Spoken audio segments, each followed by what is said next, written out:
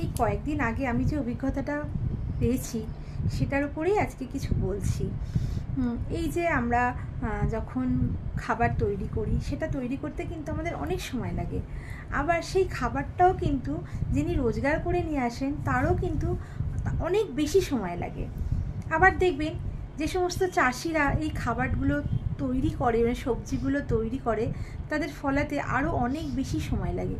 কিন্তু আমরা মানুষ কি করি, যখন খেতে বসি তখন খাবারে খুঁত ধরি, এটা ভালো হয়নি, ওটা ভালো হয়নি। কিন্তু সত্যি একটু ভেবে দেখবেন তো, যে এই খাবারটা যিনি বানিয়েছেন, যিনি রোজগার করে নিয়ে এসছেন, যিনি এটা ফসলটা ফলিয়েছেন, তাদের কতটা কষ্ট হয়েছে।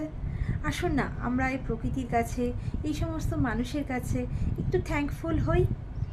আমরা খাবারে খুঁত না ধরে সেই খাবারটাকে তৃপ্তি সহকারে খেয়ে তাদের প্রতি আমরা একটু থ্যাঙ্কফুল হতে পারি না? তাহলে দেখবেন আমরা নিজেরাও কিন্তু খুব ভালো থাকবো, যদি আমরা এটা করতে পারি।